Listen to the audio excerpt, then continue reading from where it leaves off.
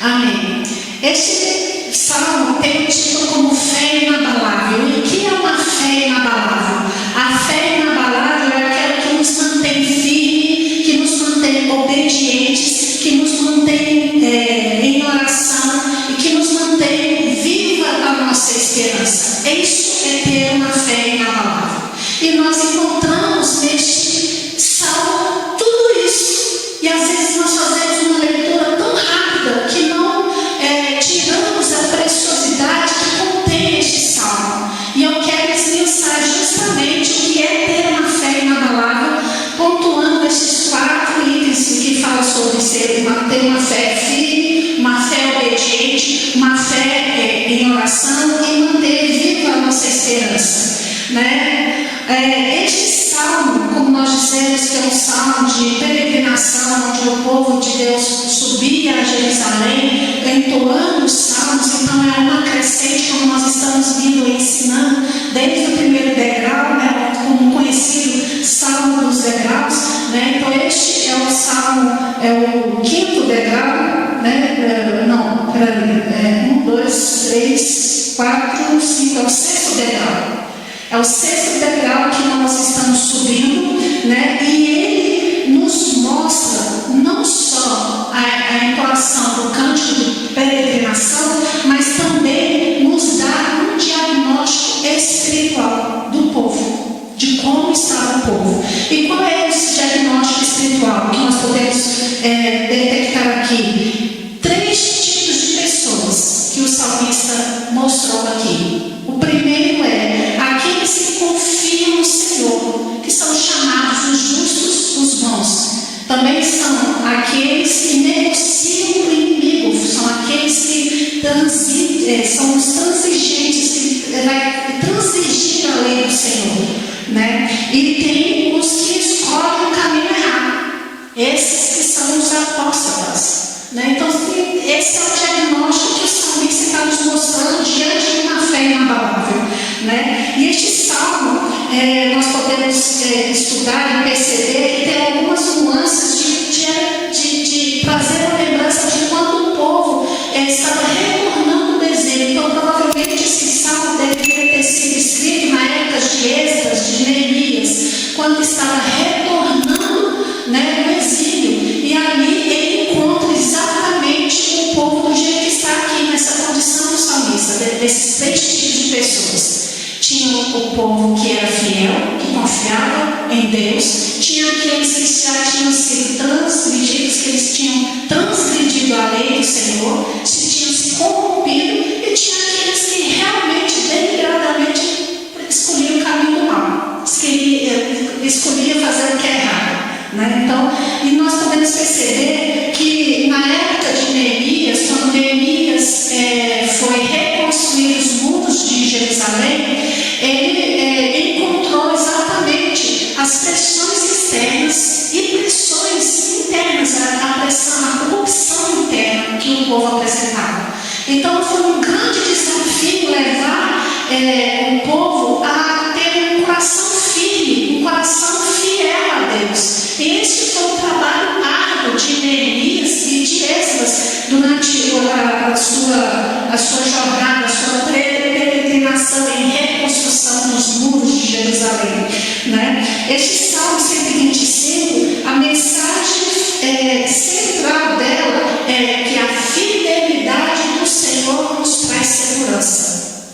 Nós nos sentimos seguros quando Deus está conosco. A fidelidade do Senhor nos dá essa garantia, nos dá essa segurança. Porém, enquanto que a transigência sempre vai cobrar um preço.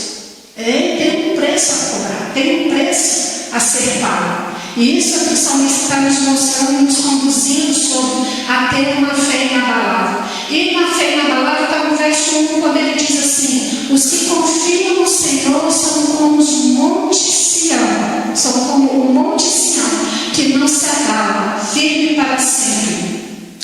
O salmista está nos dizendo aqui que os que confiam no Senhor, ele não está dizendo que os que confiam no Senhor devem ser como o monte Sião. Ele está afirmando que aqueles que confiam no Senhor Senhor são como Monte Sião. E o Monte Sião é representado por uma estrutura firme, inabalável, de estabilidade. E aqui ele está nos mostrando, nos conduzindo a um pensamento de que a meta futura, a nossa projeção de futuro, né, de confiar no Senhor não é para o futuro, é uma coisa, é uma estabilidade real, é um posicionamento real, ele é a realidade espiritual que está acontecendo aqui agora. Aqueles que confiam no Senhor já têm essa realidade espiritual agora, disponível, acessível, porque Deus está protegendo, Deus está conosco. É isso que o salmista está nos dizendo, né? Que a firmeza que nós vamos ter como sendo como o Monte Sião não é uma meta futura, é agora. É a partir do momento que você crê que Deus é o teu Senhor, o teu Salvador, o teu Redentor, você tem acesso a todas essas promessas do Senhor. E aí nós precisamos entender neste contexto sobre um pouco da geografia de Jerusalém. Jerusalém foi construída sobre um monte. A sua fundação, as suas escavações para construir uma casa, edificar uma casa, um imóvel, tinha que furar rocha. Então é firmado na rocha. Jerusalém foi fundamentada na rocha.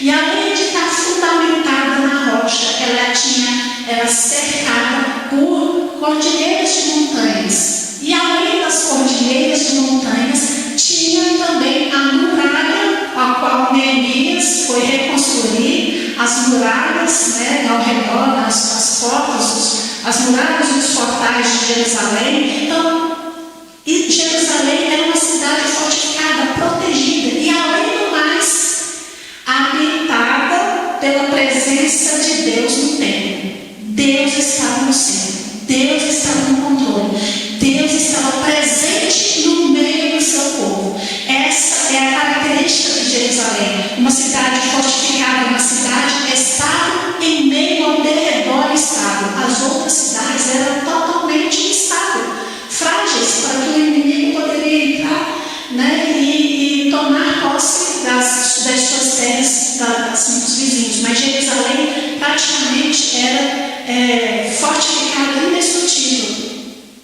Aí você pode pensar, mas ela foi destruída e tal, por permissão do Senhor, que nós vamos ver como isso se dá, né?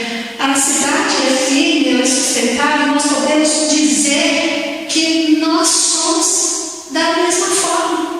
Nós estamos edificados na rocha, que é Cristo Jesus. A palavra de Deus nos garante isso. A palavra de Deus nos diz que nós somos firmados na graça. Lá em Romanos capítulo 5, versículo 1 e 2. Justificados pela fé, temos paz com Deus. E nós somos firmados pela graça. Então nós somos sustentados, nós somos fortalecidos no Senhor, permanecemos inabaláveis na fé, né? Da palavra de Deus nos diz em Romanos 11, Romanos capítulo 11, versículo 20, nos diz que nós temos uma fé firmada em Cristo Jesus, né? Nós somos sustentados pelo próprio Deus. Então a nossa firmeza, nós podemos ter a convicção que se nós somos firmes, não é na nossa força, é porque Deus nos sustenta, é porque Deus nos fortalece, é porque Deus nos mantém de pé. Se Jerusalém foi mantida de pé até o presente momento onde ela chegou a ser destruída, foi por permissão de Deus. Foi Deus que deixou ela ser invadida, foi Deus que levou o seu povo para o cativeiro, para que eles tivessem um posicionamento e voltassem a se arrepender dos seus pecados e dos seus maus caminhos.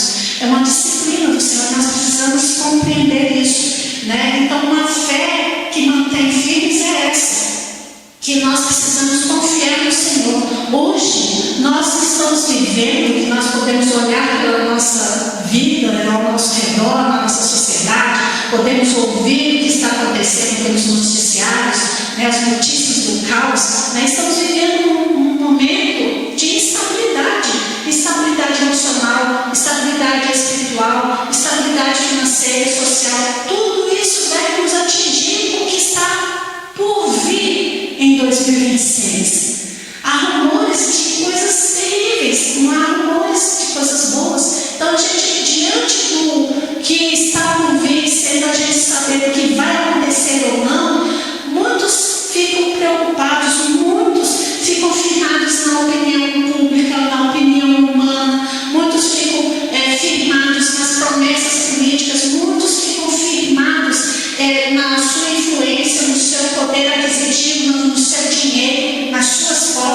Muitos querem ter essa segurança, essa firmeza, né, nas redes sociais. Então, nós estamos vivendo este contexto.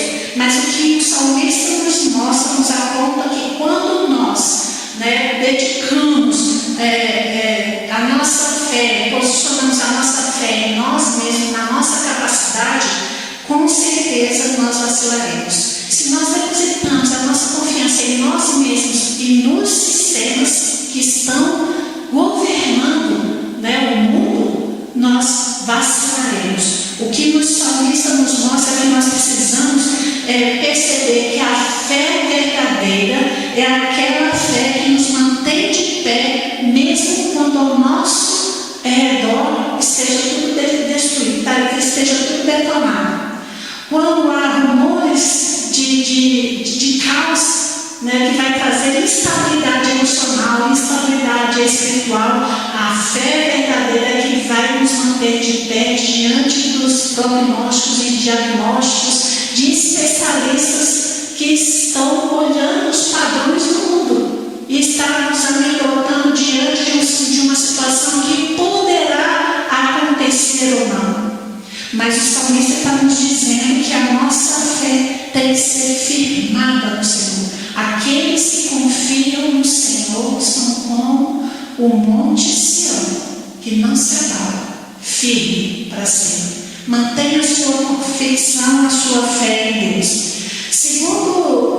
A segunda fé que o salmista nos mostra para se tornar inabalável é quando ela nos mantém em obediência, que está no verso 3, que diz o seguinte: o cetro dos ímpios não permanecerá sobre a sorte dos justos, para que o justo não estenda a mão à iniquidade. Aqui o salmista está nos mostrando, como eu falei, que Deus, quando fez uma aliança com o seu povo, Ele colocou o seu povo numa terra prometida.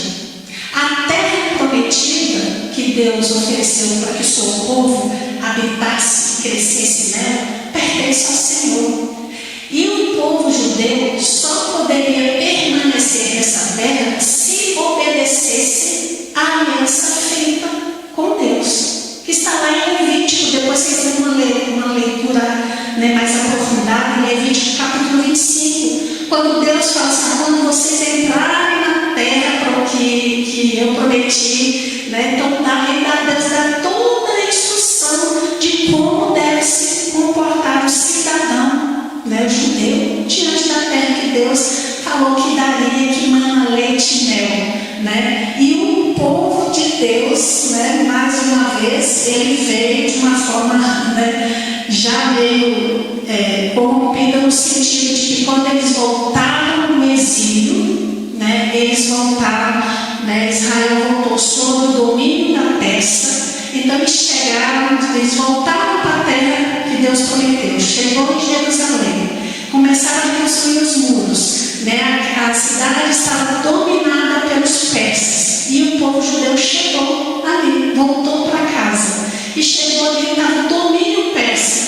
Além do domínio persa, eles encontraram, né, os judeus que se submeteram, né, pela lógica do sistema. Eles baixaram a guarda, já que eu não sou forte o suficiente para ir contra eles, vou me ajuntar a eles. Então eles se corromperam, né, e se aderiram ao sistema persa, né? E aí houve casamentos mistos, coisa que Deus tinha proibido, né? Então houve a corrupção, houve a exploração do próprio judeu com o seu próprio irmão, né, para ter benesses, para ter vantagem. Este é o contexto de tudo aquilo que Deus tinha falado para que eles não praticassem quando entrassem na terra prometida.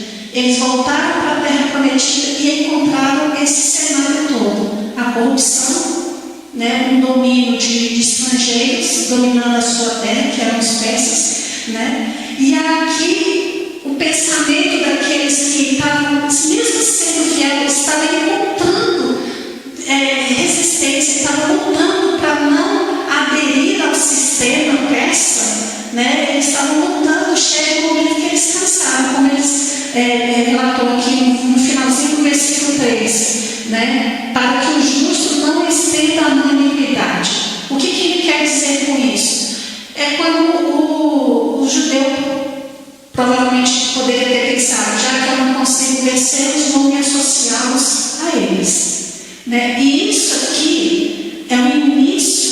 né, da transigência. É quando nasce a transigência. O que é isso? É quando o judeu começa a trocar os seus valores, os seus princípios, né, para obter vantagens. Eles abrem mão daquilo que eles receberam de Deus para obter vantagem e se aliam aos persas. E isso é uma transigência. Eles começaram a agir dessa forma. E por isso, e aí você pode fazer, e nos nossos dias, como é que nasce a transigência nos nossos dias? Né? Deus, né, na sua rica sabedoria e misericórdia, Ele mostrou em Mateus capítulo 24, 12, que diz que se os dias não fossem abreviados, nenhum seria salvo. Por isso que esses dias serão abreviados. E nós precisamos prestar atenção, né? Então, o que o salmista está dizendo? Que o pecado, o domínio do pecado, né? Quando ele predomina, ele facilita o povo a pecar. Por isso que o salmista está orando, pedindo para que o justo não estenda a sua mão na iniquidade, para que o justo não vá praticar a iniquidade, não vá para este caminho. O salmista faz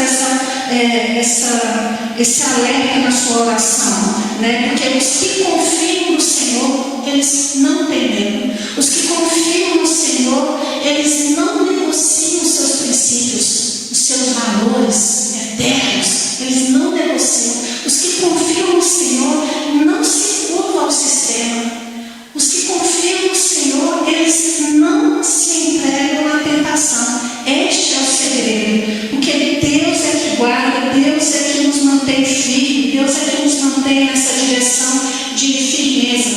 Né? E aí eu falei assim, como é que nasce a transigência nos nossos dias? Né? Quando nós relativizamos o pecado, o que tem a ver? Não tem nada a ver, todo mundo está fazendo, né? Todo mundo faz, o pecado se normaliza e normatiza, né? Isso se é contra a palavra de Deus, pecado, a palavra já está dizendo que é pecado, está indo contra a vontade e a lei de Deus. Quando nós justificamos pequenas desobediências, quando nós olhamos para a palavra de Deus e nós justificamos as pequenas desobediências, nós estamos entrando nessa transigência. Né? Quando nós confrontamos, nós nos conformamos, né, com os padrões do mundo. Quando nós nos conformamos, sendo que a palavra de Deus em Romanos capítulo 12 diz que é para nós não nos conformarmos com estes séculos, mas para nós termos a nossa mente renovada, né? Ter a transformação da nossa mente pela renovação da mente. É isso que Deus nos pede. Mas quando nós nos conformamos com este século, nós estamos transigindo a palavra do Senhor. Então, o que isso quer dizer? Que uma fé que não é obediente, ela não é bíblica. É forte isso? É. Por isso que nós temos que voltar, ver a nossa vida, a nossa jornada, como nós estamos conduzindo a nossa vida, porque nós precisamos ter um padrão eterno, ter um padrão que nos conduz à vida eterna. É fácil? Não, não é. Mas é o que Deus nos pede. Ele pagou alto preço por isso. Preço de sangue, o seu Filho único. E Ele nos requer isso. A obediência, uma fé obediente que não vai se curvar ao mal, ao pecado, às circunstâncias, por mais que você possa perder dinheiro, perder bens, pode perder qualquer coisa, mas não perca a sua fé em Deus, não perca no que Deus já te deu. Deus está nos chamando a esse posicionamento. E no verso 4 nós encontramos uma fé que mantém a oração que diz: faz o bem, Senhor, aos bons e aos retos de coração. Aqui, mesmo em tempos difíceis, foi o que o nosso amado irmão ministro louvor Adilson disse: pessoal, pode ser um dia até difícil, pode ser tumultuado, nós acordamos, o Senhor deu a sua misericórdia, se renovando as nossas vidas, nós estamos firmes.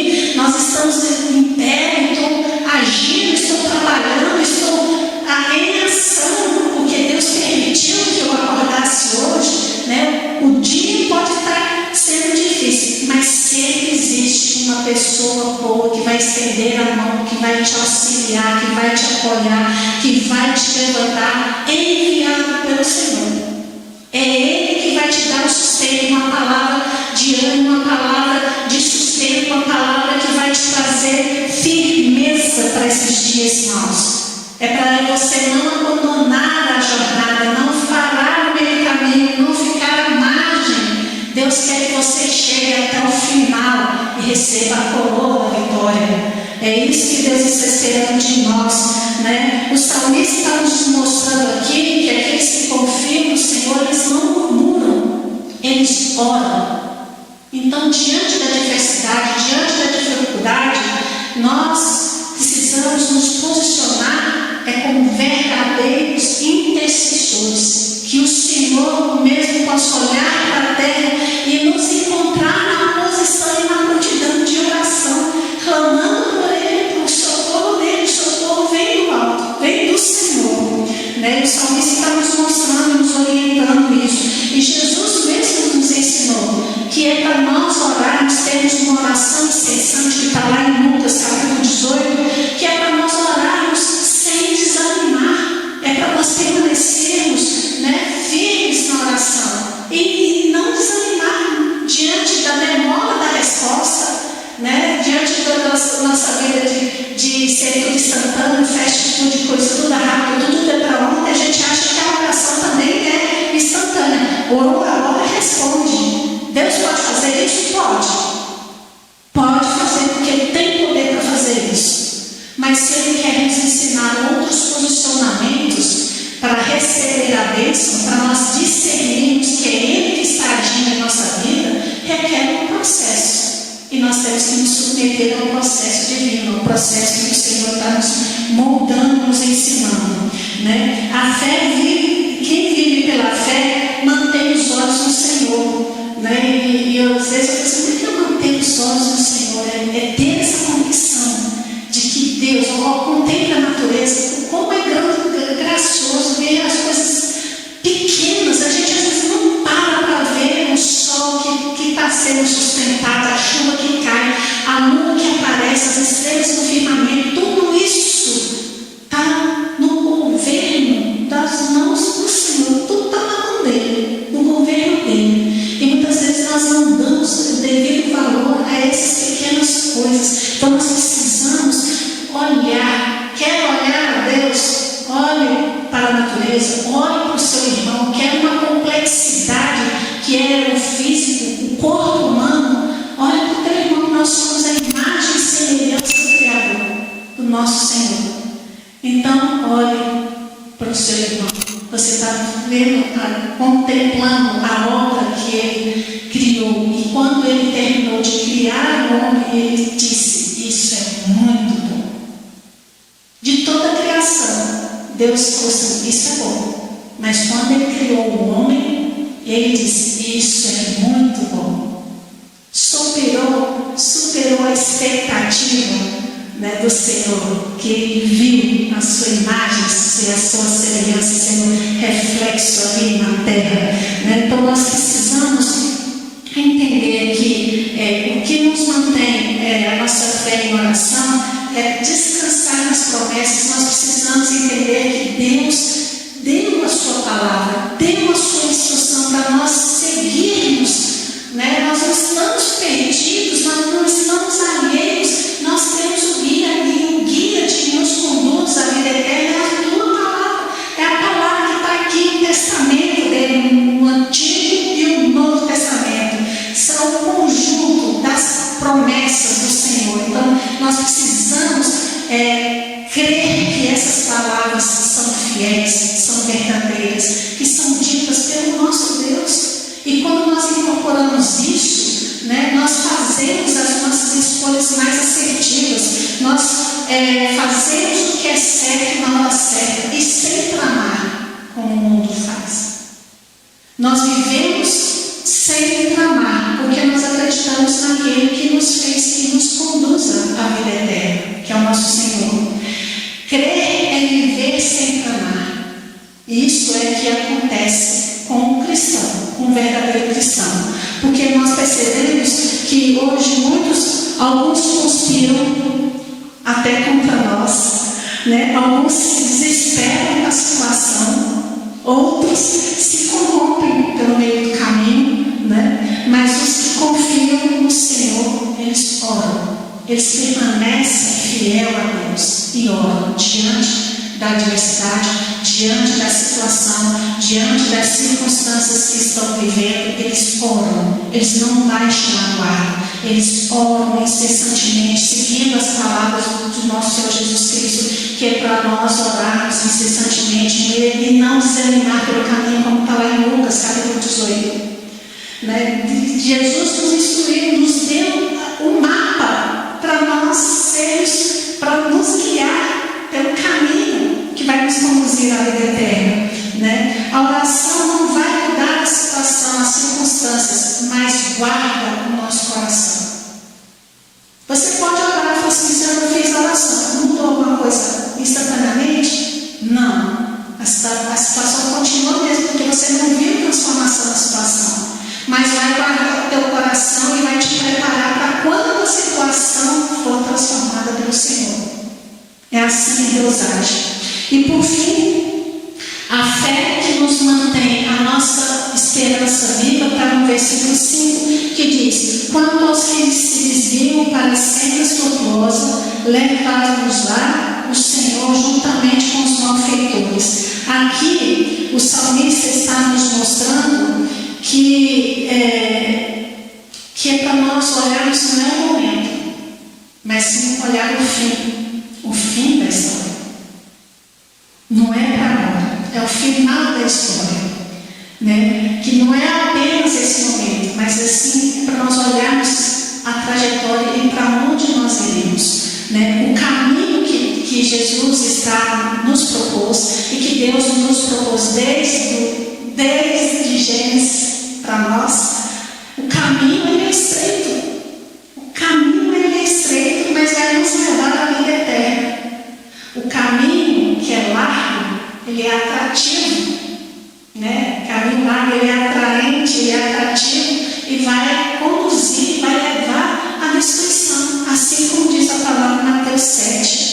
A esperança que nós temos aqui, no Salmo também 37, fala que o justo, né, o homem íntegro, o homem de paz terá prosperidade. Aquele que é justo, aquele que é íntegro, terá prosperidade. Mas o contrário, Deus dará a sua justiça imperará.